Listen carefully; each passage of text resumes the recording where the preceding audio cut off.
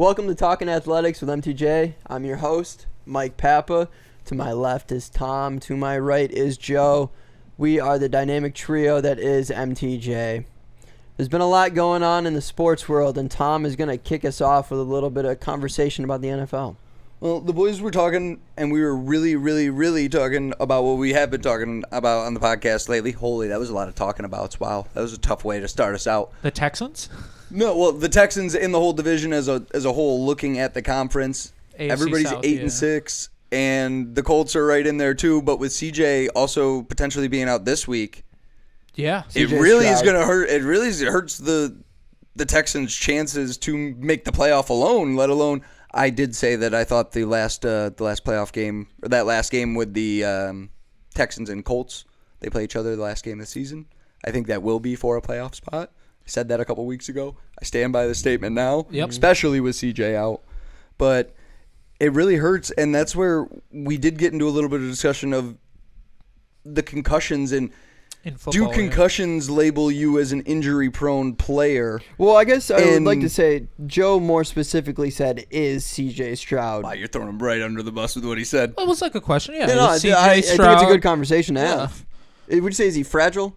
Yeah, I thought he called him a glass man. Yeah. I thought he called him a glass man. I remember being way more vicious. Well, but I just thought it was a good question because other than Tua, who everyone kind of says he got like 2 concussions within days of each other, most of the time, most people, when they get a concussion, they only really miss like 1 week. And all of a sudden, you're finding out that Stroud's going to be his second game. I don't know. Just for me, that doesn't look good, especially when you compare the whole NFL. It's like, okay, I got a concussion. I know I'm going to be out for a week. I think it's different that it's concussions. I think if he had 2 different injuries that were outside of the brain, that were unrelated injuries, then I think that would be a great question to ask, is if he's fragile, because now he's proving that multiple injuries can occur. But since it's a concussion specifically, and it's only 2 weeks, and he's still not 100% out, he still has said it says questionable, might be, and that was as of this morning. It might, it's because he still has time. Yeah, and he has time. They might not even know until Sunday morning. He might pass all of the tests and be like, I don't know, I'm not ready to go yet. Right, he's just likely out. But he might be fine, and he might be out. But when it comes to concussions, I think so little of that now, especially after Tua, especially because it's a rookie, especially because it's a expected franchise guy. I think he has so little involvement with the decision making of how long he's sitting out when it comes to a concussion. Well, and let's get into the process of it, because I'll even talk about the process at both UB and the NAIA that I went to, where there are tests. They get a baseline for you at the beginning of every year, right when they're getting your weight, your height, logging everything for the year. They set you down, and I think it's every 3 years you have to log a new baseline. But it's like a 45-minute test that you take on the computer. Third party, right? And you are sitting there, and it's very simple tasks, but it's all timed. That's where like, if you're looking at it, you have to pass a test to prove that you are healthy, because it's something else with concussions. To Joe's point, though, once you have one concussion, and who knows, you're more likely to get another. Exactly. And that goes for everyone on top of it. So every concussion you get, you're more prone to have another one and another one. And I'm totally your third, you're more prone to have a fourth, and your fourth, you're more prone to. So that it leads you down a slippery slope where you only have X amount of those in your career. Yeah, I'm totally on board with that. And then you have to retire. I'm not saying that. But I don't know how many he's had. I'm with you as well. Yeah. So I'm ultimately on your side of that argument, where I don't think that labels him as especially in the quarterback position, with how protected the quarterbacks can be. Yeah, what I was originally saying, I had nothing to do with if he's healthy to go or not. What I was saying is, it's all about if he's healthy to go or not. So his say has nothing to do with it. He has no choice of him saying I'm not playing because I still feel woozy. So I don't think he's fragile, because I think they're approaching this incredibly delicately. And what I meant by that specifically is, right now he could be passing those tests, but they might be like, hey, let's take it easy. Let's give it the whole week. Like, that's what I'm saying. It's too early to and ask they build the you question. up. They're smaller tests to get to the bigger test. There's I'm just saying levels it's a little of early to passing ask. this. Now, if he doesn't play and then he's still questionable for next week's game come like Wednesday, then absolutely let's have that conversation. Yeah. Cause again, another reason why I brought it up is like, do you guys remember like Percy Harvin? I mean, he was again another one of those guys who got a bunch of concussions, and again, he wasn't really a fragile player. He missed games because he got concussions, and then he was forced to retire. And then after 2 years like of retirement, came back to the NFL. I think he got like a concussion again, and then was just like, okay, I'm ahead. Okay, but let's be real here. CJ Stroud's a few years younger than us, right? Yeah. Isn't that crazy? If you were told more than a few, dude, that hey, you have to go home and you have to do nothing. Yeah. For a week, you can't read a book.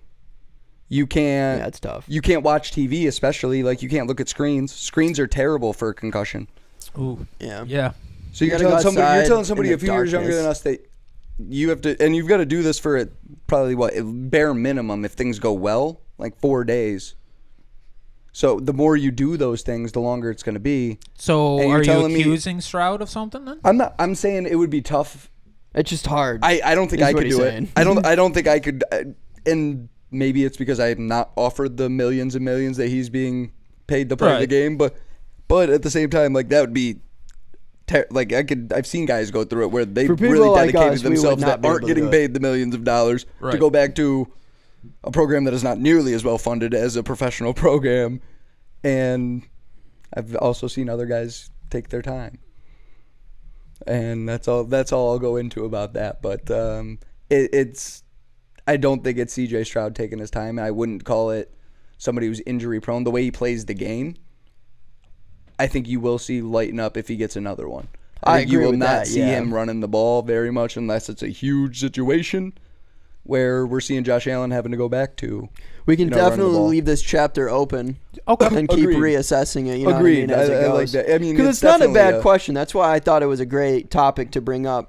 Although at this time I don't agree. I'm definitely not saying you're wrong. And I guess you could be right. You could be on the money way before everybody. I should say the reason that I was so appalled when you brought it up beforehand is because I know what a big Tua supporter you are. Yeah. And we saw that man die on the 50-yard line of the field. And that was he's fragile. He was taught how to fall. Yeah, he had to do like jiu-jitsu, I believe. He was taught jiu-jitsu and they taught him how to learn how to fall. I hope not, for his sake. But no, that was just where coming from a guy that you're so big on Tua that I'm like, wow. Yeah.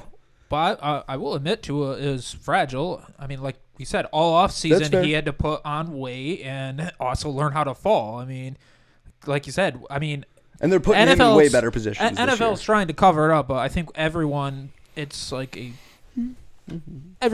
believes he had 2 concussions within days. I think the entire world has agreed upon that being a fact. But not the NFL. Unless this injury becomes a lingering thing, which I don't think we really expect right now, at this point, CJ Stroud, I think without a doubt, is the offensive rookie of the year. But I think another candidate would be Puka Nacua. Yeah. Probably the closest second would be Puka Nacua. Right now, 2 games left. He's 147 yards away from setting the all-time rookie receiving record for yards in a season. Where was, out of curiosity, do you know where Dell was in comparison? Dell? Yeah, in comparison to him before he got injured, because he's done for the year now, I think. Yep. Which also hurts the Texans a lot. Yeah, and I think Nico Collins he's been up and down, questionable. Isn't that crazy? Trust me, I picked him up on one of my fantasy leagues. They all get injured at the exact same time. Yeah, no, so that's their, and they're limited. Those guys weren't weapons before probably 4 of this year is when people started considering them weapons. Yeah. Little bit of Nico last year. But yeah, that's just why I was curious comparatively to, because you heard a ton about them because they were hooking up a ton down in Texas. But Puka had the crazy year, and he's. I think did you list off the stat of how many yards short he is at this point? 147. Yeah, it's crazy to me. 2 games left. I think the reason that he hasn't been at the top for the last few weeks is he kind of took a step back for a few. Yeah, when Kupp came back. And then CJ Stroud continued looking very impressive. And then now that CJ Stroud is kind of down, if Puka can have one if he can get $150 for the next 2 games, I think he runs away with Rookie of the Year. I don't see how he doesn't, though. Because that's like stomping on it. And honestly, let's look at Stafford's pedigree when it comes to hooking up wide receivers. Megatron, most receiving yards in a year. Cooper Kupp, most receiving yards in a year. Triple Crown winner. And Triple Crown winner. Now Puka Nacua, most rookie receiving yards in a year. Like, talk about being the bridesmaid, never the bride. I'm just happy he was able to get a ring. But I think it's a surefire. Like, they're gonna stomp on it. Yeah, I think Nacua had like 140 last night. Or Yeah. I think it was 149, 159. It was a season high. Well, career high technically. Yeah. I'm just gonna go to a fantasy world here because it's just flip-flopped. I don't know what the rookie wide receiver was for touchdowns in a year, because Tank had 7 through 164. We were under 164. 164 through 10 weeks. He had 7 touchdowns in his rookie year, and then got hurt. But he only had 709 yards. So the yardage has always been Nakua's, like, on paper, like he was not dominating, but up a couple hundred yards. Yeah. When he got injured, but Tank Dell had more touchdowns. So if Tank Dell keeps up his pace and keeps in as close to that record, what's more meaningful to you for offensive rookie of the year? Is it touchdown or is it yards? That's just a question that I just came up with. That's not on our list. What were the touchdowns? He was at 7, and that's why I don't know I'll look up the record for the rookie. Well, Tank's at what though? Tank's at 5 right now through currently what he's at. You mean Nacua or Nacua Nacua has 5. Nacua has 5 touchdowns right now. And Tank has what? And Tank has 7 through 10 that's weeks. What you're asking. And Tank has 7 through 10 weeks. So I'm saying in a hypothetical world Tank where Tank stays healthy, injured. and that's where I'm going to look up. And I'm saying if he's bordering the touchdown record and they both break records, who do you give it to? I would say. What's more meaningful? I would say Puka, because he's playing with a better wide receiver. He's proving that he's getting the yardage to get the scores, but he's also got some weapons around him. I feel like, I mean, you got Nico Collins, but I feel like it's Nico Collins and Tank Dell could either one be a number 1. I guess just in this hypothetical. But I mean, you're saying Puka and Cooper Kupp couldn't both be number 1s, like. I think there's an established like number Cooper, 1. yeah, I think it's an established number 1 with a possible number 1, and I think opposed to where, 2 possible number 1s. See, and that's where I think it would benefit Dell, in my opinion, for that way, where I would say it's easier for Puka to get the yards that he's getting, because how are you not going to double Cooper? Like, it's Cooper Kupp. That guy is a Triple Crown winner. He's already done that, been there, done that. You're not going to double him?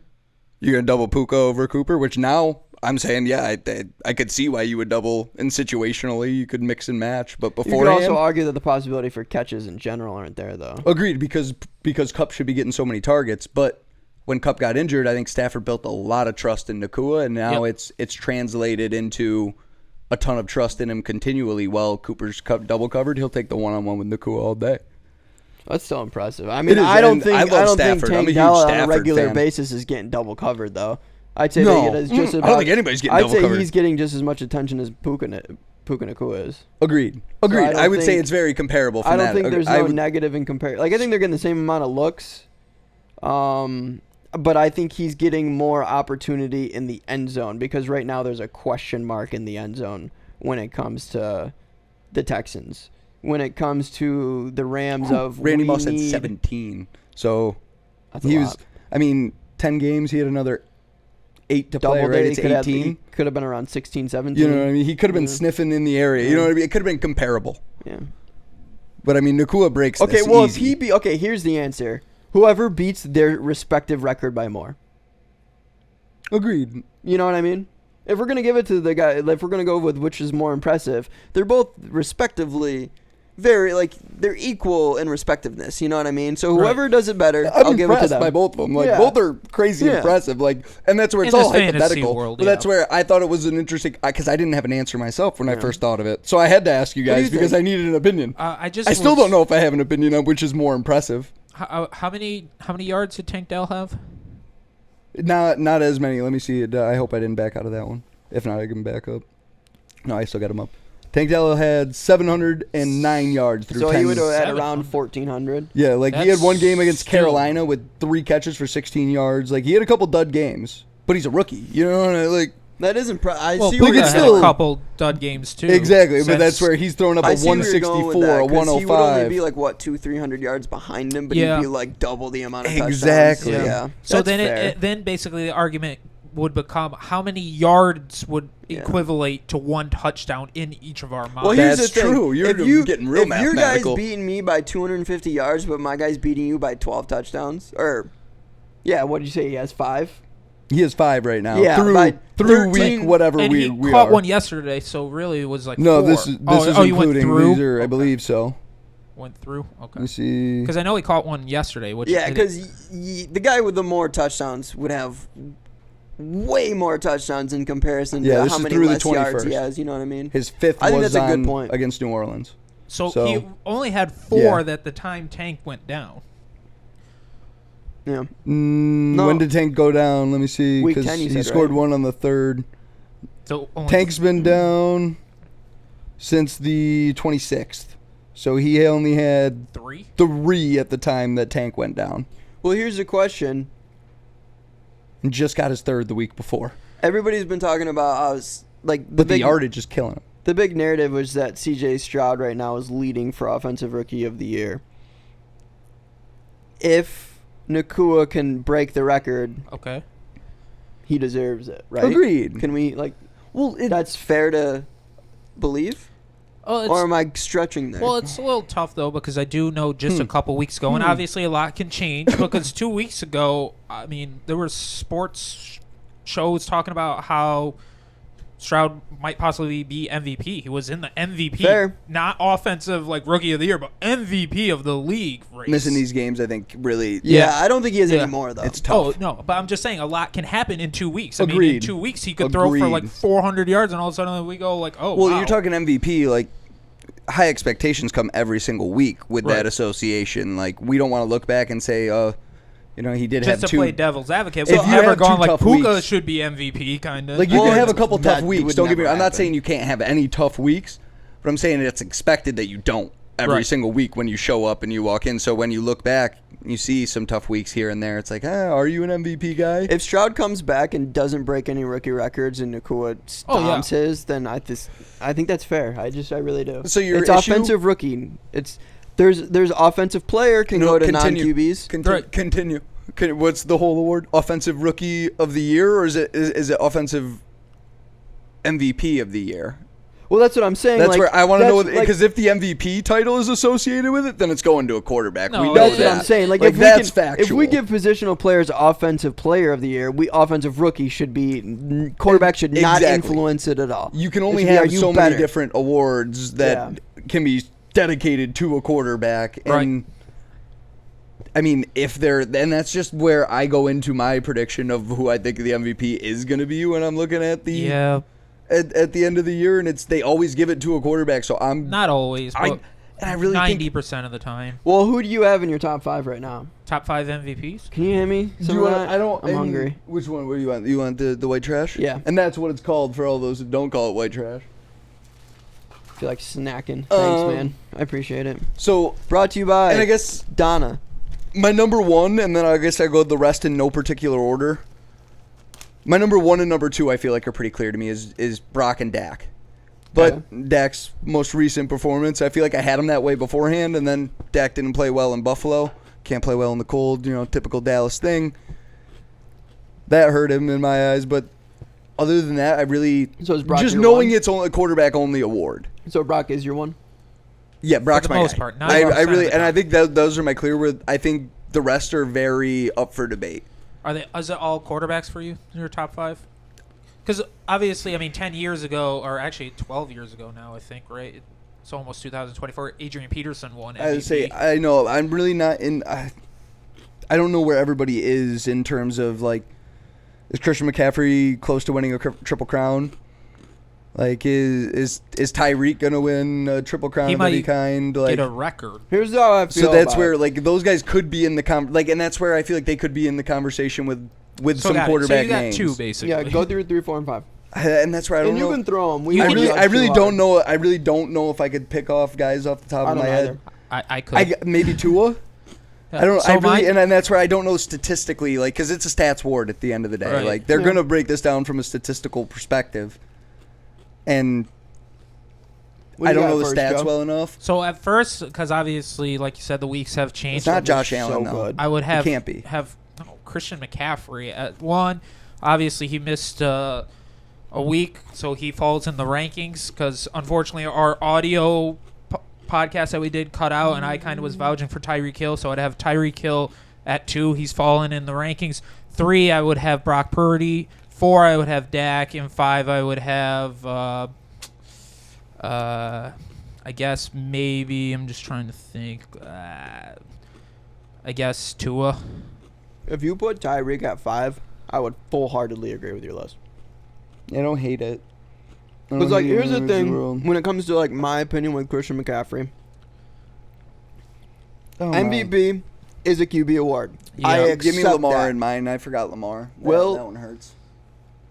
Will CMC win MVP? No, No. he won't. I know that. I get that. I approve of that. I see the point. But with that being said, Are you doing the you injury cannot take? justify to me that Brock Purdy is an MVP because he's not even the most valuable player on his team. The only reason CMC is not getting the MVP is because he's not a quarterback. At the Right. end of the day, you cannot give a player who is agreed upon to not be the best player on your own team an MVP award.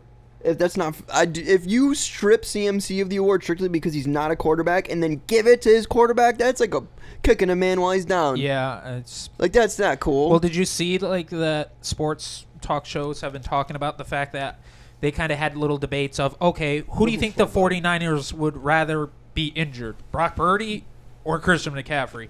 If given Brock that Purdy. choice, yeah, especially when you have, the coach saying at the Is beginning Sam of the Darnold their backup? season, exactly saying like, well, we got Sam Darnold as the backup. He's like Steve Young. See, and I'm saying, dude, That's I the don't. coach. That's the coach. And you don't say that. Like, what are you supposed to say about the guy? Like, that's where I just don't think you have a good way of saying anything bad about him. So you just say whatever about him because it's not going to affect you one way or another. Jimmy Garoppolo was a mediocre quarterback his entire time there. And then when Christian McCaffrey got there, that's what happened when he was injured. The week he got injured, people were talking about, is Jimmy Garoppolo an MVP? Is he an MVP quarterback now? Has he figured it out? Are they finally going to win a Super Bowl because they finally have a good quarterback who's figured it out? And then he got hurt, and then Brock Purdy carried them to the NFC. So is Kyle Shanahan the coach of the year? Yes. Yeah. This is not up for debate. Yeah, without a doubt. I was going to say Who are you possibly going to and be their devil's GM advocate should be for? the GM of the year. McDaniel, Mike. No. The Dolphins, that's a tough division. They've gotten buried. Even too with many Aaron times. going Yeah, down, it's still a they've tough lost division. a They few haven't times. been good, don't get me wrong, but And they only beat sub 500 teams. Sorry. Yeah. I think the 49ers GM should be GM of the year, too. They, by far, have the best team in the league. On that quarterback contract, they're doing it right because Purdy's got he's on a rookie deal. So that you know what they did? They just filled out the roster all around him.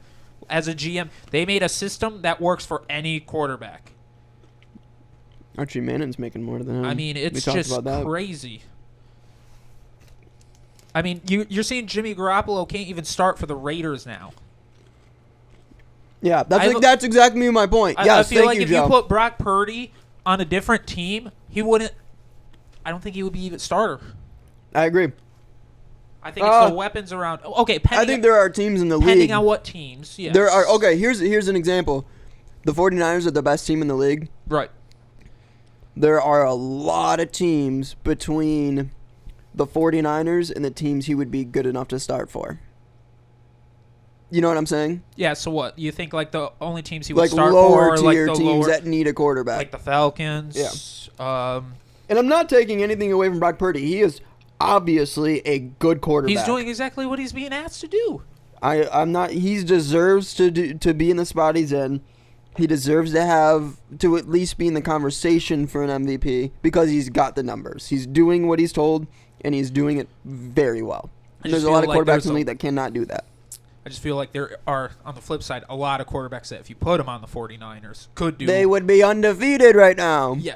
Doing exactly what Brock is doing, maybe even better. Yeah. But There are two. Like, what quarterback do you think fills into that Patrick role? Mahomes. Mahomes could. They would be undefeated with Patty. That would be a really a wild team.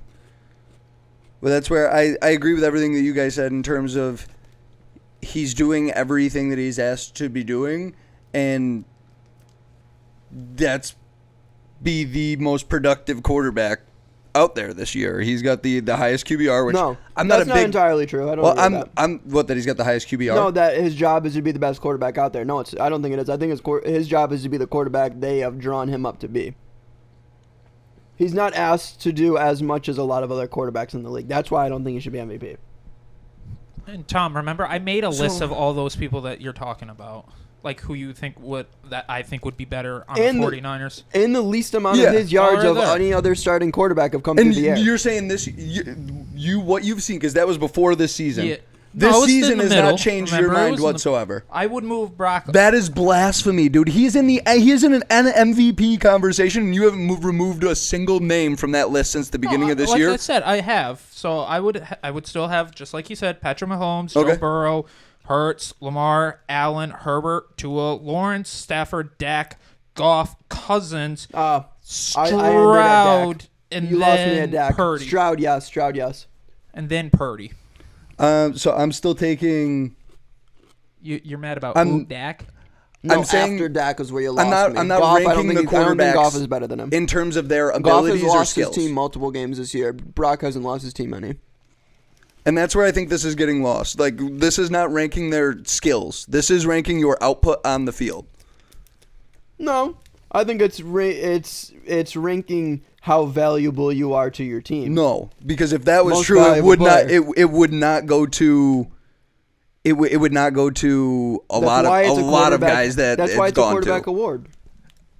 Yeah. See, I disagree with that because anytime we look at the MVP, it's not the guy who is most valuable in any sport. It always comes back to the sticks to the stats in my opinion. Like it's. I'm trying to think. Let me go through. Who hasn't been deserving of it as a most valuable player? Would you say? Obviously, you're looking, but that would be my question that I would like to hear an answer to. Yeah, because I truthfully think he's not the most valuable player because if I could pick anybody, like you said, on that team to get injured, on the offense, like the big key players, I would pick him. Yeah. Obviously, I don't want anybody to get injured. Yeah. Don't get it twisted. But if I had to pick somebody to get injured right now on that team, he's who I would pick. So you wouldn't even pick like Ayuk or Samuel or no. Oh, yeah, and he not an offensive lineman. He gets asked a lot less of the people who are putting up similar stats to him. Having a tough time over there, Tom? Now, with that being said, because I'm looking for a list that pulls up stats. He's fantastic, and he's doing great. And he deserves to be in the league. He has proven that. Well, without a doubt. Your argument then really becomes like it's saying should WAR determine the baseball MVP? Like, is your wins above replacement? Because then you're looking at, okay, how good's the backup? Because that really determines your value then. Is how much am I losing by you being not on my team now? That is how I am. That's what I think most valuable is. It's who's the most valuable to your team. But you're comparing like apples and oranges because you also forget baseball is like 162 games. But NFL is like 17. So that's where I would say don't use baseball because you already lost. I would say the Tyreek Hill Chiefs, where I think it was the next year after Patty got hurt, and then they still made the playoffs. That year with the backup coming in, they really didn't lose too much on offense in terms of. No, they didn't win a Super Bowl. They didn't win the Super Bowl that year, but they still made. I think they still made the playoffs. Chad Henne, right? The head. Henne. Like they still made the playoffs, so that's where he won the MVP the year before that. He only missed like 2 weeks. Yeah, it was only like a few games. It wasn't like the whole season. And even if so, the difference in that roster is them winning the Super Bowl and getting knocked out in the playoffs. Who won MVP last year? Wasn't it Patrick Mahomes? Or who was it? Oh man, yeah, I think so. And that's where last year I would say he would be deserving of it. It was Patrick Mahomes. I think so. Because then by his argument, then who should have won it last year was Jalen Hurts, because we saw as soon as Minshew came in, that Eagles offense was atrocious, and my friend Anthony was panicking that they weren't even going to be like the 1 seed in the playoffs. Yeah, Patrick Mahomes won it last year. Because they went 0-2. Yep, I would agree with that too. No, because if I'm you just look, saying by his argument. I don't know. That's his argument. Is by the most valuable, right? No. Because Jalen Hurts somebody wasn't goes the most down, valuable player in comparison to his team than Patty was to his team. Look at the wide receivers Patty had. Juju was his best option. Kadarius Toney was his number 2 in the Super Bowl, dude. Like, what are we talking about here? It's not like if you take him off that team is terrible. Ooh, I disagree with that. Wait, who are we taking off the team? He's saying taking Mahomes off the Chiefs, and they're terrible. They would be bad. They wouldn't be terrible. I think you guys. Pacheco had a really good year. They'd be a bottom year. half. He didn't start running until like the last third of the year, though. Until they needed him to. Until they trusted him to run the ball more and gave him more carries. Yeah, but you got to realize it's a lot harder if you don't have nearly as much tape. Though you're gonna naturally do a little bit better. I just think obviously I would say he's having a better year this year. No, I agree. They have more tape on him though, so that goes against your argument there. I'm just saying like you just brought up in last year, like he was having a good year. I just meant he just. I agree. I just meant that. There are just certain quarterbacks that if they get injured, their team are done. I think if Patty gets injured, why wasn't Daniel Jones the MVP last year? We saw what happened with Daniel Jones when he goes, or Tyrod even. The Giants get terribly so much worse. Digging into this though. Like you're winning with Tommy DeVito, so you're showing that there's. With that argument, Tommy DeVito should be MVP, but that's blasphemy. Daniel Jones isn't worth crap. That's actually true because no, it's not. They've not played. If DeVito goes down and there's no Tyrod, then we get terribly worse. Like. It's kind of like a fourth or fifth string. Yeah, but you're talking about a team that's not even a playoff team at this point, though. Like, you're going way too deep into it. He's not going to be in the conversation because your team's not a playoff team. Well, that's where I'm trying to figure out how you're looking at where's the line. So you have to be a playoff team. I've been trying to tell you, if you take Patty off the Chiefs, that's more of a hit than if you take Jalen off the Eagles last year. That's how I truthfully feel. But I would say the same argument could be made this year and any other year. What is your argument with this year, though? We've seen, Dak's. Where's Dak on your list for the MVP of this year? I have him third. This will be my argument. I have him third. Cooper Rush plays very well as the backup for the Cowboys. They don't lose that much. They win with Cooper Rush as the quarterback. They're not going to go as deep into it. You're just only looking at W's and L's, though. I'm looking at it as a whole encompassing season. Like, they might win a couple more games. You're right, but they're going to naturally not play some good teams. But that's what I'm saying. In an MVP but they're not year, going to go deeper into the playoffs. Like, Cooper Rush is not getting you into the NFC Championship game. Dak Prescott this year he's got a strong possibility of getting you there. First round and out. Cooper Rush. First round and out. I'll clip it and put it back when it happens. I'm not saying they're going to get there, but I'm saying in comparison, there's a much better chance. Agreed. But that's where I would say. So that's why he deserves to be in the MVP I would say that Cooper Rush has proven himself to be a very capable backup to the point where a lot of other backups around the league. He's going to beat bad teams. Agreed, but a lot of other backups around the league aren't proven to know that you're going to beat bad teams with them in. Okay. So if their quarterback goes down, it's way more dreadful to them than it is if Dak goes down, making their quarterback technically more valuable. You're not looking at a team at each individual. You're looking at each individual team. That's what I'm saying. All the teams that are. That's what I'm saying. So how do you choose who to look at and who not to? Good and bad teams. But that's what I'm saying. Like you're absolutely right. The backups in the Steelers right now, the 2 and 3, Mitch and Rudolph, if Pickett goes down, the team goes from a bad team to debatably the worst team in the league. But guess what? Pickett's not MVP because they're a bad team. It's just simply that that is the difference maker. And the Bengals have good offensive. Because around them, so Browning is good. The reason I'm asking those on good teams is because teams like the Bengals, who do they have?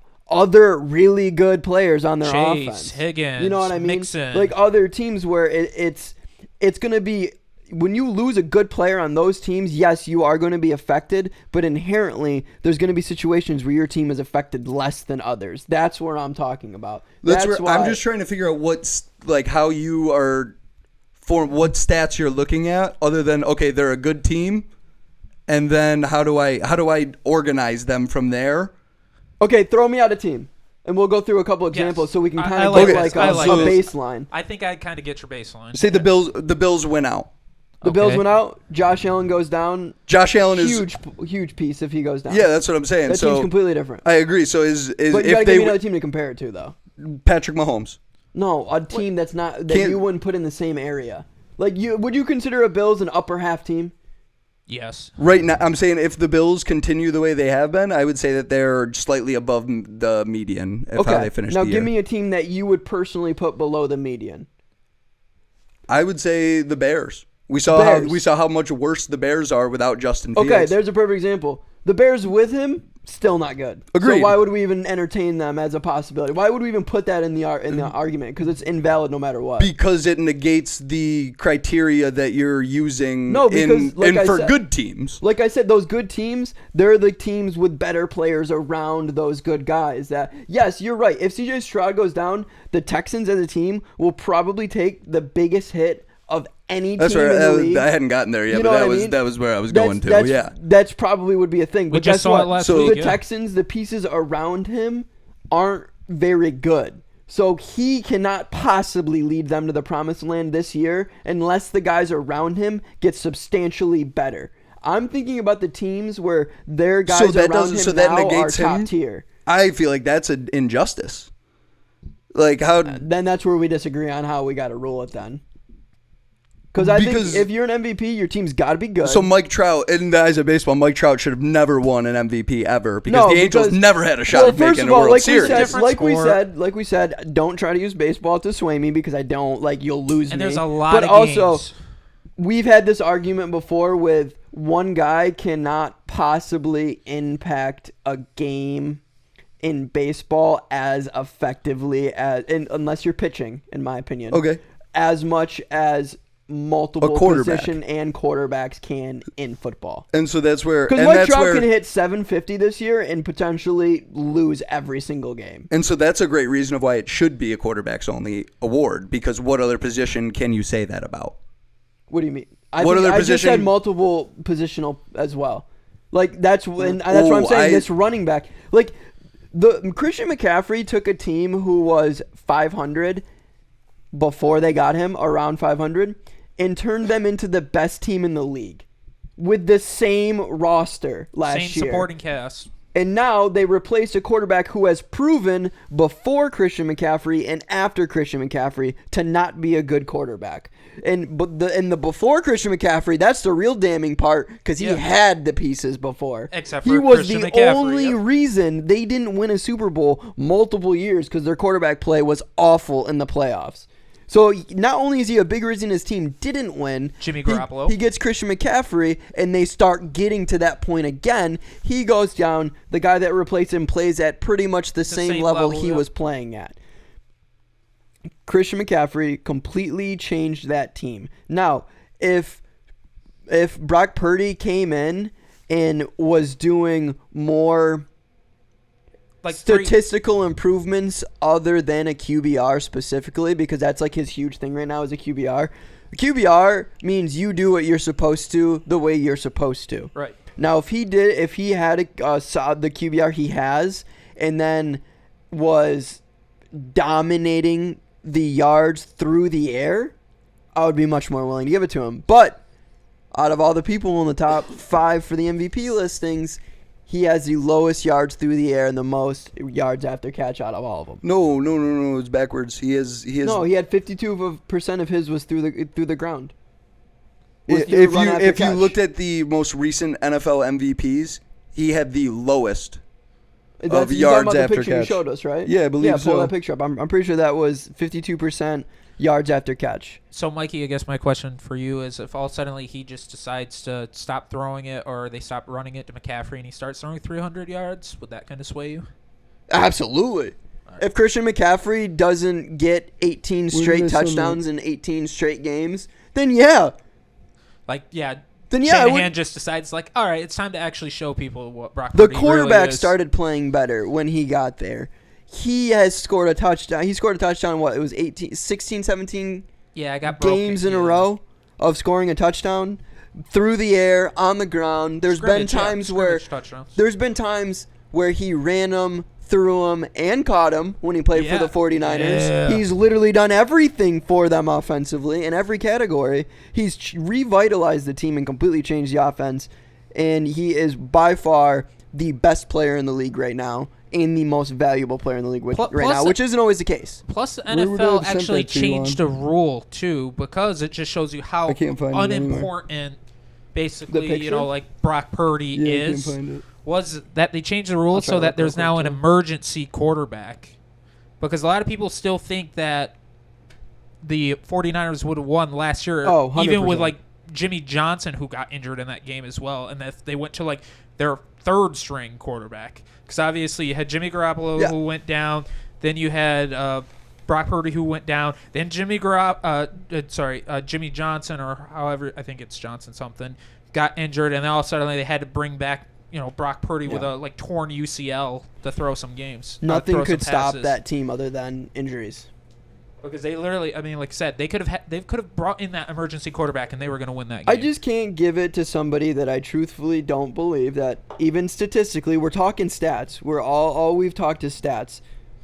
That team's production before and after getting Christian McCaffrey is so jarringly different that I can't give MVP to one of his teammates who is not even the most valuable player on his team. I don't care how much of a QB award it is. And this is how stern I am and how logically I think I am believing this.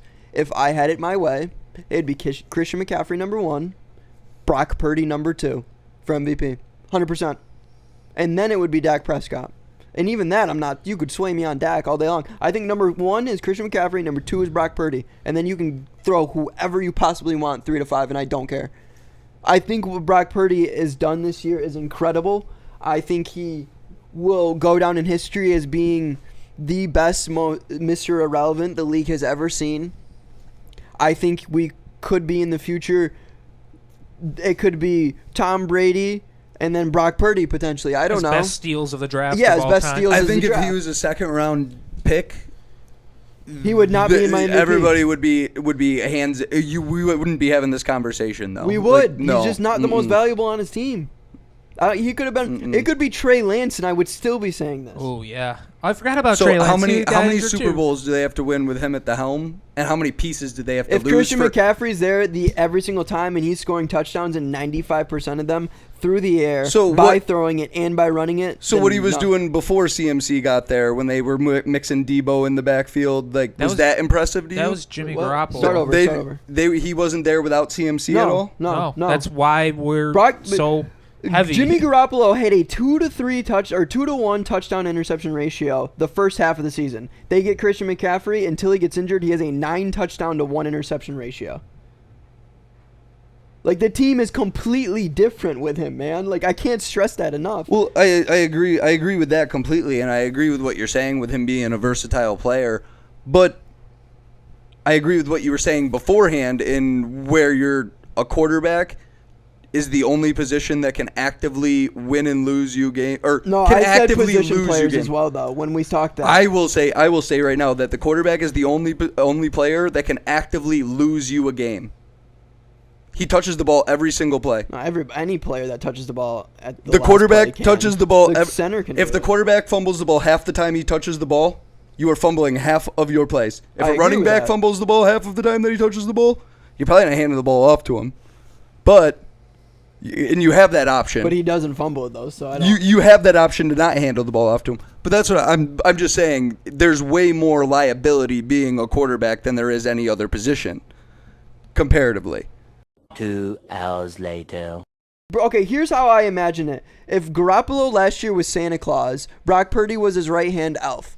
And then guess what happened? Like, halfway through the season, Santa Claus accidentally fell off the sled that was on autopilot while he was sleeping. And then Brock's like, don't worry, I'll guide this to the motherland. And Christian McCaffrey, a.k.a. Rudolph, is out there just dragging everybody in a blizzard. You know what I mean? And then we're saying, well, Brock's controlling it, so he's the MVP. Like, that's how I see this.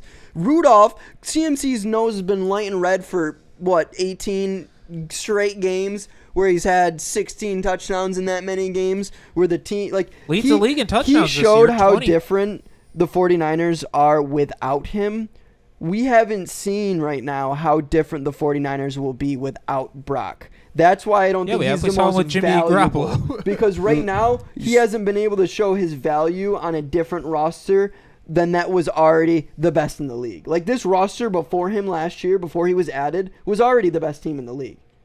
And that was a real thing. Garoppolo was an MVP candidate in like top 2 type of situation. Like, it was a real thing. I remember that. I agree. So that's why. So if Brock Purdy, like this year, say he goes somewhere and does what he's doing now, I will come back and be like, you were totally right. He is that guy. Because right now, he has, in my opinion, he hasn't proved that he has improved this team more than another guy on his team. That way, i.e., can't be like if Brock MVP. Purdy went to like Atlanta or something, and you're just like, geez, no, wow, even he pulled him out of the gutters. Even a team like, say Tua goes down and Brock goes over there, I still would say that because I don't think Miami's offense isn't nearly as good as San Fran's in my opinion. Okay. And I think right now Brock Purdy and Tua, Brock Purdy's showing me more than what Tua's showing me. Yeah. If Brock Purdy can go there and do a little bit better than Tua, then yeah, I think he would be an MVP candidate, 100% They both have surefire. great weapons He around proved that he could do it with 2 good teams. He proved that he could do it with a team that's not as good as where he already was. So I think, yeah, I would give him an MVP. But that's why I understand your logic. The MVP is a QB award, so he for the most part, will 90% win it, of the time. which at the end of the day, you're Mr. Irrelevant. You've proved everybody wrong. You know what I mean? So I was looking to see up receiving yards. Who, for McCaffrey? But these are from last year. Receiving yards of who? Just receptions in general. Because I was looking at Kyron Williams is only 200 yards behind CMC, and he's missed 4 games this year. Big reason why I think CMC that just surprised me. So I was just looking that up for me. Like I really thought that I thought CMC was way like head and shoulders above everybody. But but once you throw touchdowns and stuff in there, I mean. Well, also McCaffrey has 20 touchdowns. It's not tied with Mostert in the league. And it's not only just the production; it's literally the play-on-play basis. When the 49ers offense takes the field, I full-heartedly believe that the defense is way more worried about what CMC is going to do than Brock Purdy. They're not worried about the guy throwing it. They're worried about every place they have to go to make sure that the guys he's throwing it to aren't open. That's why I think it's different. I don't think he has as much pressure on him than other quarterbacks in other teams. That's why I think, I'm not saying what he's doing is not impressive, but on a difficulty comparison level, it's not as hard as what some of the other quarterbacks are doing with their teams. He's on normal mode, to put it in video game terms, and other people are on hard mode. But he'll get MVP, so it really doesn't matter. You know what I mean? Yeah, this whole conversation. I disagree. Doesn't matter. I think it's an MVP year, and it's about what you put out there numbers wise, and I think we see that in every other sport across the board. So last week, Stephen Curry hit a game winner. Oh yeah. And a big conversation this year regarding the Warriors, really as a whole, has been, how long can Steph do it? The other big 3 are deteriorating, whether it be mentally or physically. When I talk about Draymond losing his mind, and Clay, for the most part, not really playing the best this year. He's been playing good of late. He's been playing better as of late. Yep. But Shaq asked a question after Steph's game winner. Should we start at least pondering if Stephen Curry is the greatest basketball player of all time? At the time when he said it, I said, you know what, Big Diesel? You need to hang off the ganja. At least for pre-show. Post-show, do whatever you want. But you're kind of blasphemy. I'm a big Warriors fan. I've been fortunate enough to be able to love watching Steph's career the entire time, but I didn't agree with it. Oh, appreciate you saying that. that. And then I started seeing individual stats and accolades. And I was like, I still don't believe in it. Okay. But if someone did, I wouldn't be mad at them.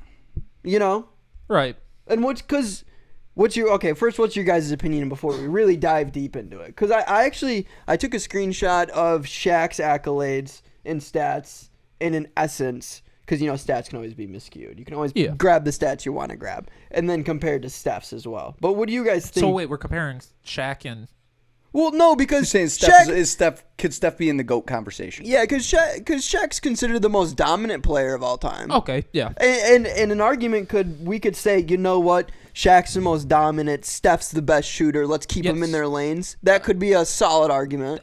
Is that where you're leaning? Give me your facts. So as far as the GOAT, like greatest of all time, I don't think Steph is overall. He is without question the greatest of all time as far as shooting goes. And I hate when we kind of have these conversations of like who's the GOAT, because Steph is amazing. He's awesome, and I don't want to really tear him down. I want to do exactly what you just said. Wait, so you're telling me he shot better than anybody ever? Who, Steph? Yeah, he's the greatest shooter of all time. So he's not the MVP? No, I'm just kidding. I'm just kidding. He did it better than everybody, and he's not. But so, and I don't want to tear down Steph, because he is a great player. He is the greatest shooter of all time, and like I said, I just don't like these like arguments of like, oh, because I want to give respect to Steph and be like, yeah, he's the best shooter of all time, but he's not the GOAT overall, because point blank, and you are going to agree with this 100%.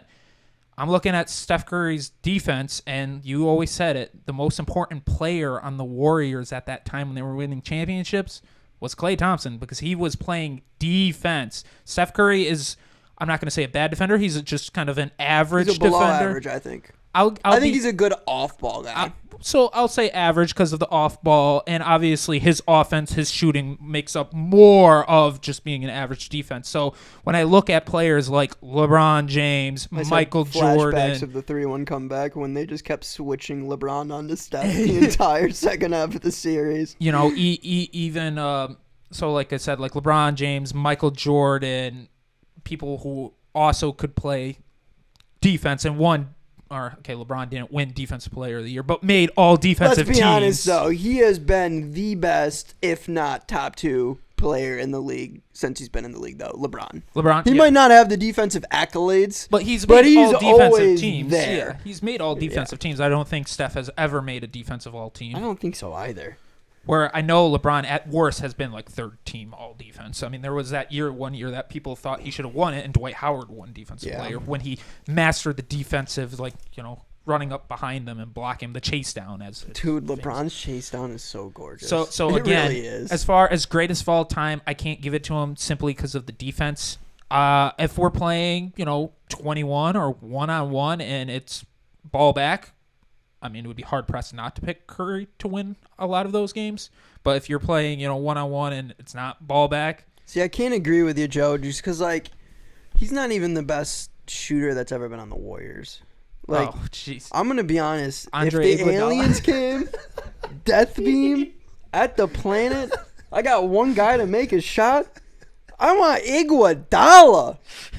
No, but yeah. Tom doesn't even understand. I think Steph is the best point guard of all time. I think that's undisputed now. I do. I would put him at 2. You're not putting Magic above him. Yeah, I am. No, because the competition wasn't as good. It just wasn't. He couldn't shoot threes. Not very well. He could, but not like. I think it was harder to get points back then. I don't think it was. I think it was harder to get points. Magic didn't have no green light from 30 feet out. Because he couldn't make them from 33 out. That we know of. No, he couldn't. Larry didn't have a green light from 30 feet out, and Larry could make those. But Larry but Larry had the green light from anywhere on the court. That just came to me looking at the Celtics jacket. In my text, But Magic, said exactly did win an said. NBA championship his rookie year. Yeah, but he also had Kareem Abdul-Jabbar. Not in the finals. Yeah, but he got him there, dude. The competition wasn't nearly as good. You had people that looked a lot like you in the league, Joe. True. You know what I mean? And I'm not saying that, again, negatively. Nobody like me was in the league because I'd be too short. But you know what I mean? Magic Johnson did kind of, obviously, it's in the past, but he did kind of start that whole, hey, it's all right to have a big, tall point guard. It was kind of frowned upon to have, Magic Johnson was 6'10" playing Magic point was guard. the first guy that was 6'10" that could move like a 5'10" white dude, Yeah, but you could also say that Steph was the first guy to make any point guard be able to shoot anywhere he wants on the court. Yeah, there's guys in the league green that do light was now never a thing just before 'cause of Steph. him. Ray Allen was the GOAT 3-point shooter before Steph. Is that a Is that a well-known thing? Like, to the point where I think that? Like, Yeah. I feel like that's a That fairly and well Reggie agreed Miller. upon. No, Ray was over Reggie. Reggie's clutcher. Reggie got was more clutch. Reggie Reggie got that was- clutch. If you I know wanted a Reggie got that three-pointer, clutch. you wanted Ray Allen. And Yeah. Reggie if you ain't wanted nothing. a three-pointer to win, you wanted Miller. Reggie got that clutch, and Reggie ain't nothing compared to his sister. That's the Facts. He'll tell you that Listen, himself. if you haven't heard that story, that's a good one. Tom Stales. Yeah, that would be a good Tom Is that a Stales. good Tom Stales? I feel like he's been open about that. But my thoughts on the subject, I said exactly what Joe said there. Yeah, goat shooter, I'll put Steph above Yes. Ray Allen. Like, when you're putting Absolutely. above Ray Allen, Larry Bird, you're putting a guy above that and really not thinking twice about it. Yeah. Yeah, the guy, he is a goat, but I don't think shooting. it's just the rest of the game. There's those other guys in the conversation of GOAT are better than him in every facet, to the point where he's at the bottom of most of those lists. Yeah. Of those Of GOAT if debates.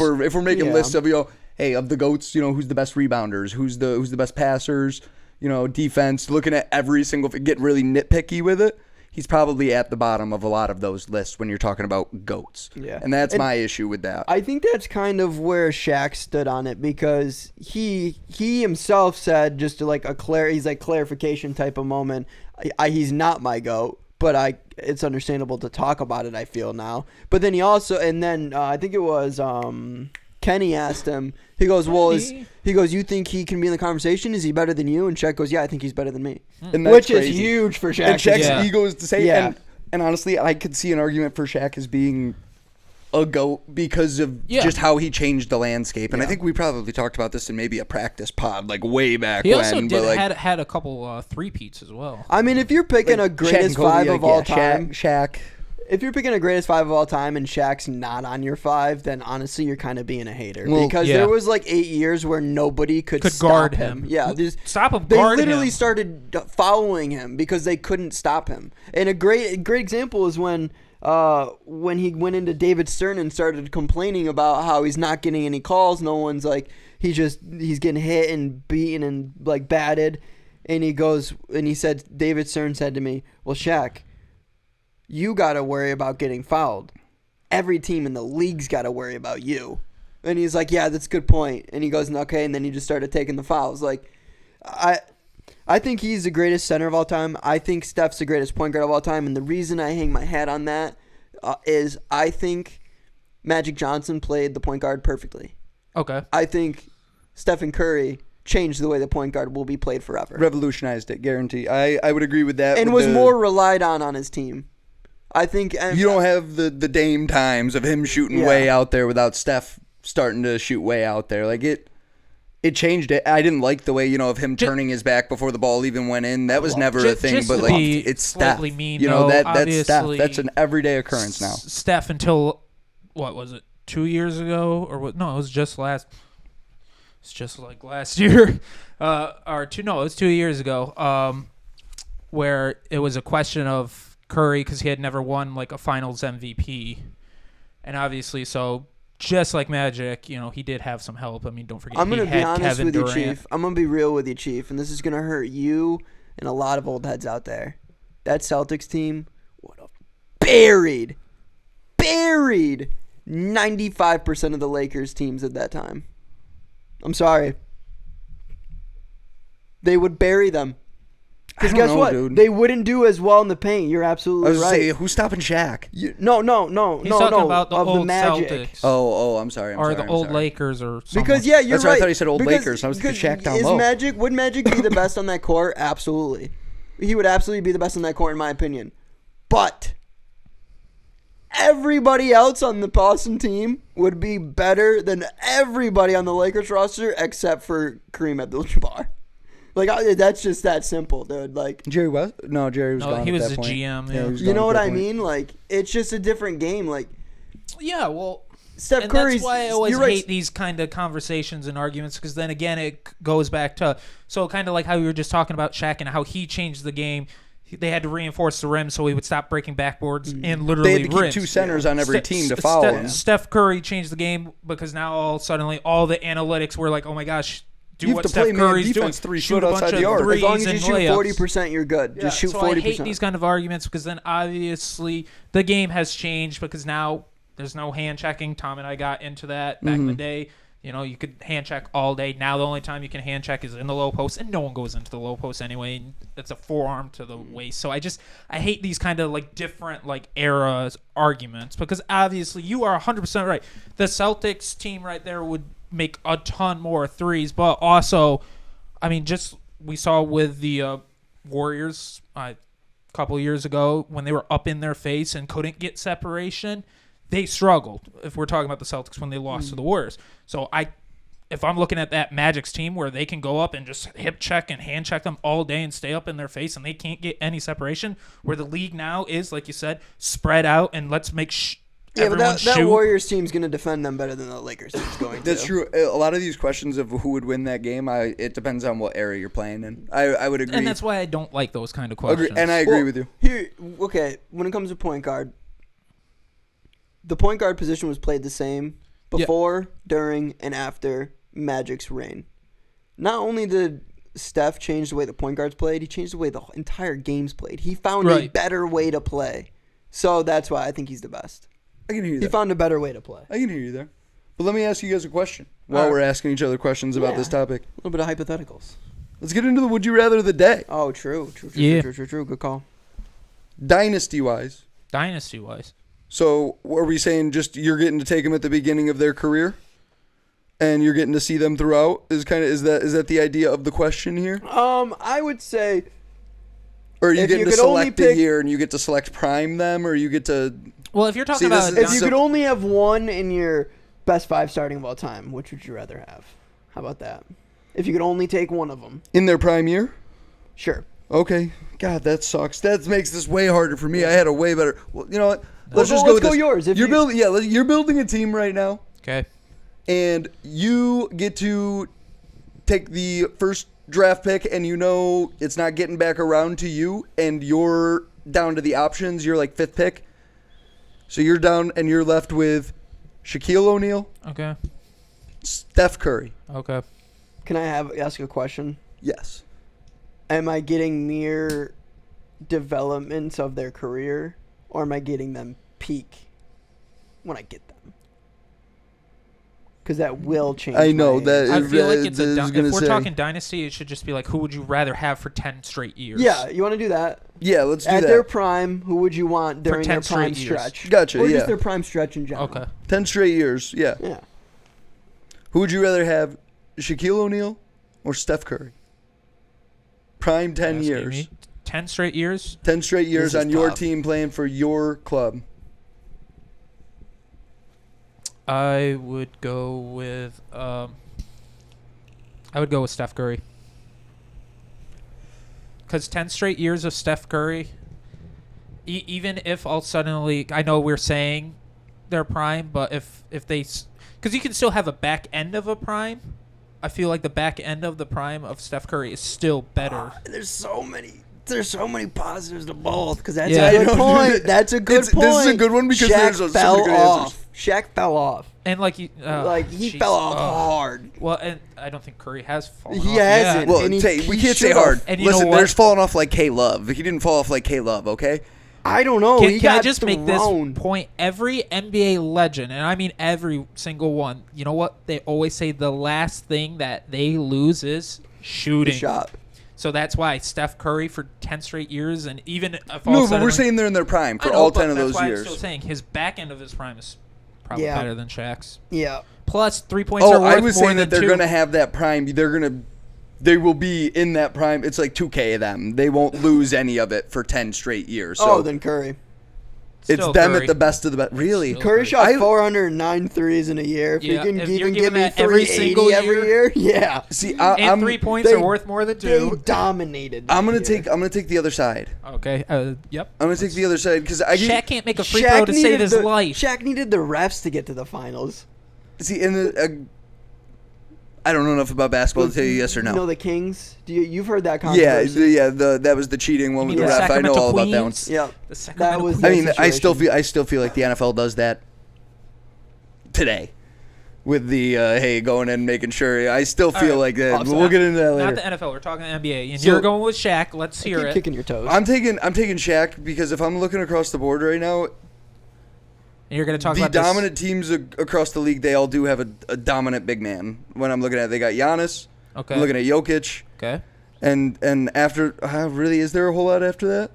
I was gonna say who are the last few other teams that have won or been contenders? I think I might now? be able to say Celtics. Ayton with the Suns last year, and he wasn't a dominant big man, but he was a big man that was tough to deal with unless you had a big man, right? Like if you didn't have a big dude that knew what he was doing in the paint, Ayton was trouble, you know. I don't know. The Warriors didn't really have a dominant big man. They never did. Their big man's suspended for the rest of the year, so I'm going to see how that goes. 4. Yeah.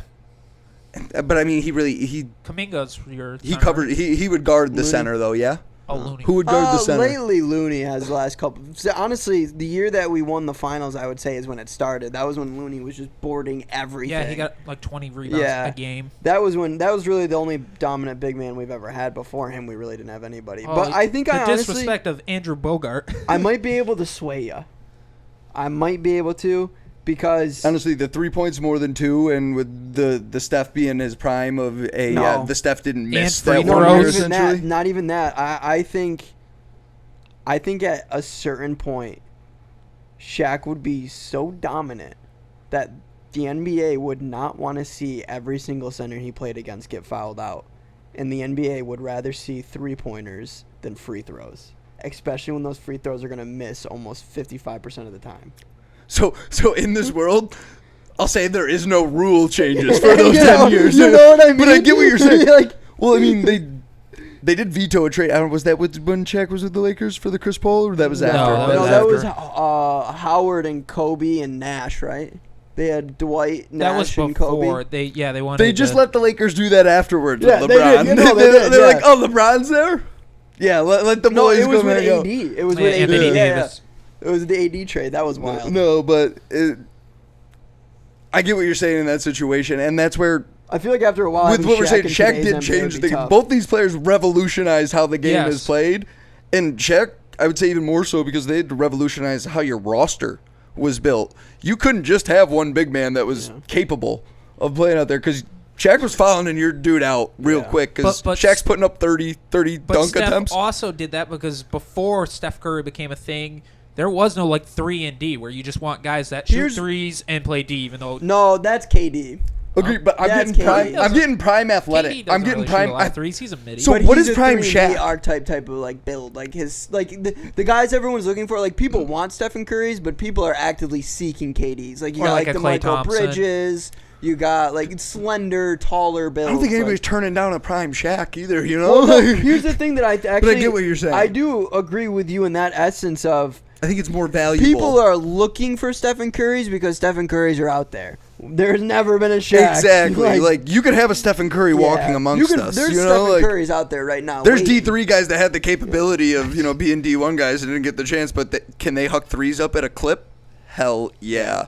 And if they could play defense, they could have been making. Or actually, back in the day, they didn't even need to play defense because we talked about the guy in the Heat, Duncan Robinson. Oh, Duncan Robinson. So, Yeah. you got paid when you didn't need to play defense. You just needed You know to hit he's the threes. fastest player in history to 900 3-pointers? Duncan Robinson. Yeah. Dude, the guy has a game plan. It's go out and hug threes. It's the white boy NBA game plan. I saw that Reeves is going to be the second one to get there, I promise, because that's all about he's good for with the Lakers now, too. I saw that stat and I was like, have I been giving him unfair hate? And then I thought about it, I was like, no, because I know he misses a lot. Yeah, like, dude. I was like, I know he does. He wasn't shooting 50%.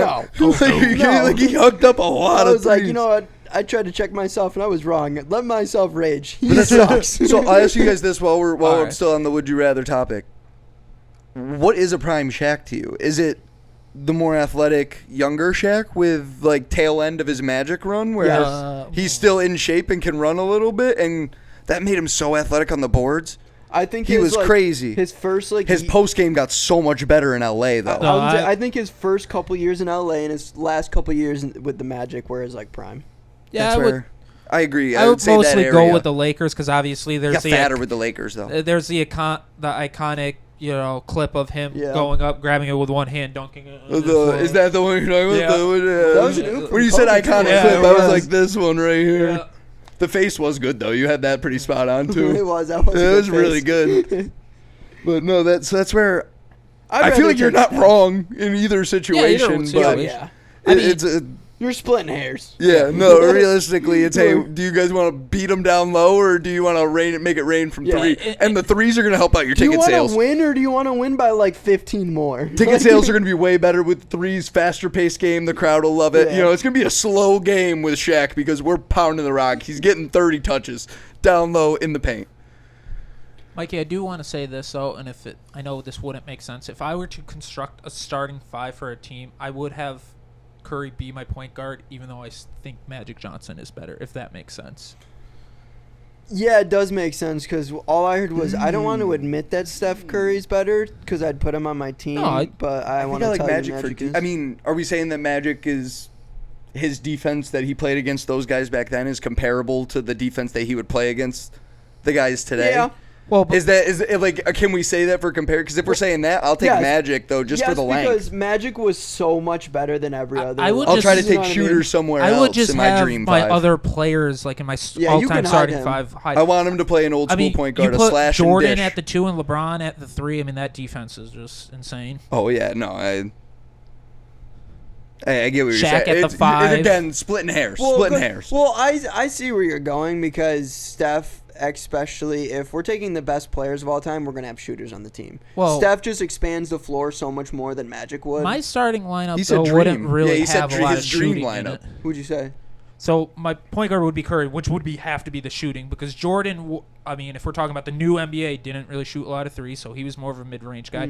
Obviously, LeBron later in the career has started to shoot a lot more threes, but obviously his prime in the Heat. I mean, he's still shot around 40 though. Okay, and then he's still gonna shoot threes. And then obviously Shaq doesn't shoot threes, so there wouldn't be really a whole lot of stretching. And then of course, gotta have my icon at the 4. Yeah, but you're getting deep middies from 2 guys. A guy who can shoot threes consistently, and then Steph. Because I mean, the floor wouldn't be as clogged.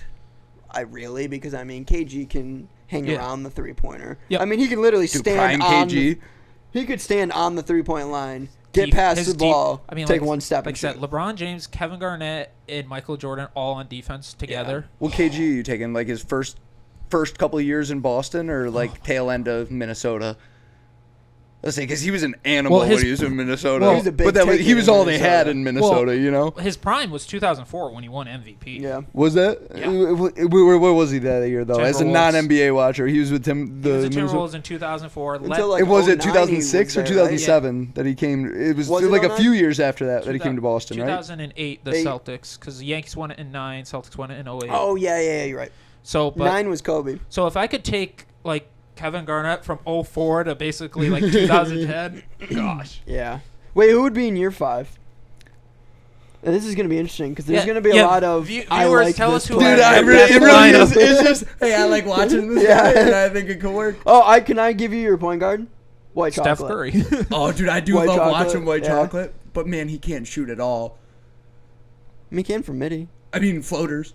Yeah. Trick shot floaters, the guy's going to make that. Could have the all-time assist leader and steals give leader. me Kobe. I love Kobe. Like, give me 8. I don't want none of that 24 bullshit. Give me 8. Who would your small forward be? Jimmy Butler? Yeah, Jimmy Butler. In the playoffs? Dude, for playoffs, you won't ever lose. Dude, you told me you got Kobe and Jimmy Butler on your team. You won't ever lose a playoff game.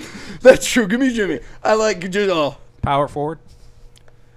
Kevin Garnett? I don't know. Tim Duncan. I want the big fundamental. I want the big fundamental. And center. Shaq. I want tail end to Shaq. That's what I want. I mean, let's be honest. Give him a point guard? Plus, White Chocolate. Dude, White Chocolate and Shaq won a championship together. I know they did. That's chemistry. That is chemistry. Oh, with the Heat. That's right. Yeah, they won with the Heat. Oh, my gosh. Jason Williams won one with the Heat. Yeah, I forgot about that. You want to know what? I want other Jason. I want Jason Kidd. Yeah. I want Jason Kidd. I want Jason Kidd being the commander of that. I want him running the show and just telling young Shaq, hey, because who do you tell? Who was the young guy on the team? I think it was later on in his career. It might have been with the Mavs. They said, hey, if you run the floor, I will get you a double-double every single night. All you have to do is run the floor. Give me a young athletic Shaq running the floor. Jason Kidd with the team. Oh, dude. When Shaq was with the Suns, they told him that they wanted him every single possession to be the first one down. When Shaq was with the Suns, that's hilarious, dude.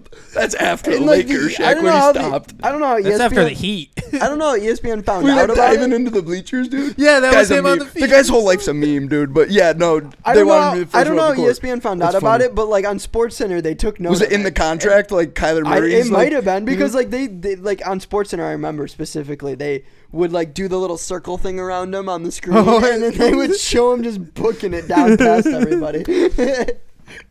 Oh man. Is that when they also had like Amari Stoudemire, or was that after? They might have still had Stoudemire. I don't remember when he was there. He was, like I said earlier, a rotating door at that point. He was Celtics, Cavs, Well, it went Suns. It went Magic, obviously Lakers, Heat, Phoenix, Cavs, Celtics, retirement.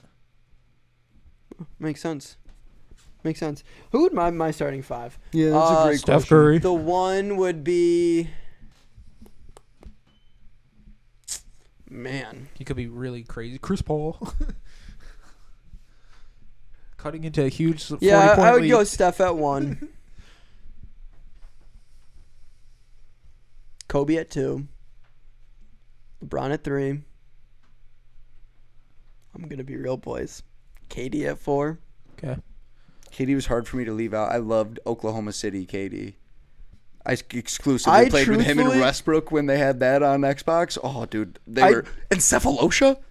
I truthfully believe if you put Kevin Durant one-on-one against anybody in NBA history, he will beat them 7 times out of 10. There's not a matchup for him on paper that looks there's right. No one You know that what I mean? fits There's him. no one. Now, is he the greatest player ever? No, but I Nope. truthfully think fundamentally-wise, I think he might be skill-wise like the rawest dude the NBA has ever seen. He's a complete anomaly. We haven't seen anybody before him like him. We haven't seen anybody like him afterwards so far. 7 foot and can handle the ball at any single level and can True. dribble more than like half the league. Can shoot from anywhere on the court. Can guard you anywhere on the court. He's an anomaly, man. He is. But I would put him at the 4, and then who'd my 5? That's a tough one. I might go Stretch. I just don't know. Shaquille O'Neal's going to eat your stretch 5. I'm just letting you know. I don't. Shaq is eating your stretch 5. No, he's not. I'm putting the big Unless take. it's Al. No, Unless it's Al. I'm taking your 4. I'm taking your 4. I'm going to go Timmy D at 5. God, that's Shaq isn't eating Timmy D. You're Timmy, right. That's Timmy not- D that's and not KD and LeBron and Kobe. And Could have also had not the Steph. dream Hakeem Olajuwon. That Oh, would've that's been a cool. good one. That is a good one. That's a good one. I think I'm still gonna go big fundamental. Yeah. I want everybody There's to a be lot of able to. good centers, to be honest with I you. want everybody to be able to shoot outside the paint. I'm upset with myself that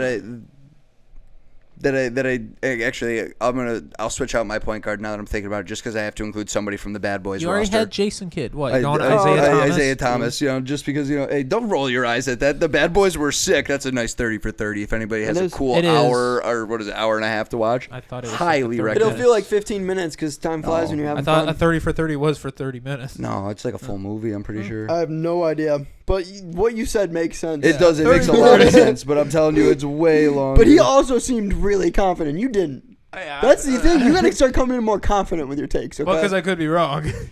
But I always just think of 30 for 30s. They're like, oh, yeah, they're like 30 minutes. Well, because they used to have they used to be episodes on. I think they started as episodes that they put out on and TV. then it went to like a But then they docuseries started type of doing thing. the volumes of them. They have a really good one about the original XFL. No, dude, 30 for 30s are great. But no, I think that honestly is a good wrapping point for us. Yeah. Oh, we got to talk about. Well, we don't have to talk about Pistons, but we can. Pistons lost 26 in a row. Oh, That's impressive. speaking of the Pistons. And That's honestly, impressive. A big. Okay, so You're right, hour and 43 minutes. the lead I was gonna say, record they're like for movie-ish length. most consecutive losses in the NBA is 28. Who did that? The Sixers are tied with somebody.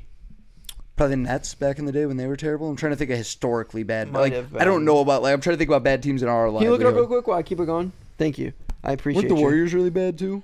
There's been a lot of bad teams. Like the Magic has been bad. Yeah, so the record's 28. Pistons going into last night had 25.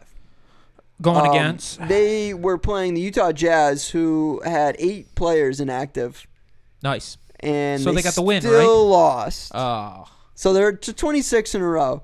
And a big reason why I want to talk about this today is I'm very if you're a betting man, bet that they're gonna beat the record for the most consecutive losses, because the Utah Jazz aren't only like not that good, but they were missing half their roster. When's that game? Actually, let me rephrase that.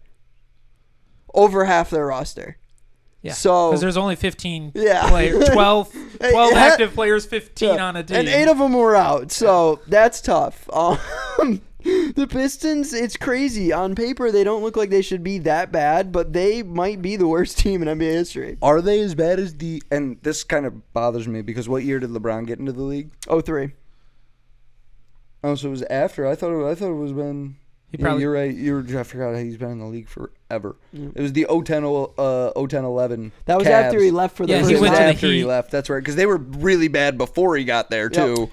And then, but that led to them getting Kyrie confused. Irving, and I feel Hey, what? Give Anthony Bennett some credit. Oh, it was Anthony Bennett. That was their other Kyrie first. Irving? They got 2 back-to-back Sixers. firsts, and one of them was Anthony Bennett. Because I'd be intrigued Anthony to see Bennett's how the some credit. Pistons. I don't even know where he went to if college. They get anyone good? I love college basketball. I have no clue where Anthony Bennett went to college. I don't know. Wasn't it like UNLV or something like that? That sounds like a good. great spot to Yeah. find a bust. Well, That sounds like an ideal spot. And here's the thing, Joe. I'll You look it might up. be right, because, Cade is clearly fantastic at basketball. Like, that is without a doubt. The only reason he's not being talked about is because he's on the Pistons. I think he's averaging like 28 and 8, which is everything you want from a point guard.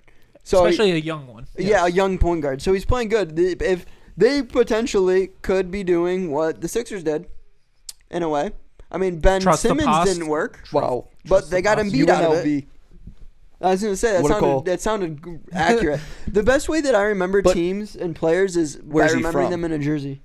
How well do you know? How well Canada. do you know Anthony Bennett? Yeah, he's Canadian. Wow. Him, Wiggins. How well and do you know Jabari Anthony Parker. Bennett? Teamwork. I think him, Wiggins, and Jabari Parker were all Talking the same Athletics draft knows class. Anthony Bennett. No. Hey, you can come over to the show. Yeah, you're clearly a friend of the show. Yeah. You gonna Friend text of the him? You gotta. What's his address? You gonna drop his address? We No. don't want to right now. It's he's from Canada. He's back in The Canada. way We don't the want minutes surcharges. work, it's double pay if you... I'll email him. Yeah. I'll just email him later about it. I don't want to bother him. I hate us. You know what's the worst about the Pistons losing like all these games? What? No free wings for those poor Yeah, citizens dude. of Detroit from Wingstop. No, they don't care, dude. The Wingies are back on top. The Red Wings we're looking good again. No one cares about basketball in that town. Ever Are you telling me they don't care about 5 free wings? That's true. Is it every time they win or when the streak they ends? like win. When they win, That's they get wild. 5 free wings. Actually, I am curious of the attendance. That team's really bad. Well, the Red Wings have been. That's hockey. They used to be Yeah. really good. But like it's where it used to be Hockey Town. It used to be the Red Wings like arena. It used to be Joe Louis Arena, and it said Hockey Town in the middle of the ice through the Red Wings logo. So It's now the Little Caesars Palace. So they care about pizza, not wings. But wings go with pizza. Is Wayne Gretzky to Detroit what No. Babe Ruth was to Boston? Steve Yzerman. Ooh, Wayne Gretzky to Detroit. What? Babe Ruth. Because ever since when No, Boston no, lost much more. Babe, Yeah, no. the drought started. No, Detroit never had Wayne Gretzky. He played. Oh, he was the Oilers, wasn't he? Well, he was with Wayne Gretzky. And the Kings Oilers, for a little bit. Kings. I think he was with the Rangers for like a year. He didn't play for the Wings? I thought he did at one point. Never a wing. Because I knew the Never Oilers, win. Kings. I thought he was. Oh man, I'm crazy. Never mind. Theory blown up. This is Mythbusters. See you next week. Thanks for joining us. Talking Athletics with MTJ. My name's Mike. That's Joe. That's Tom. You're the viewer. Later, skater. Bye.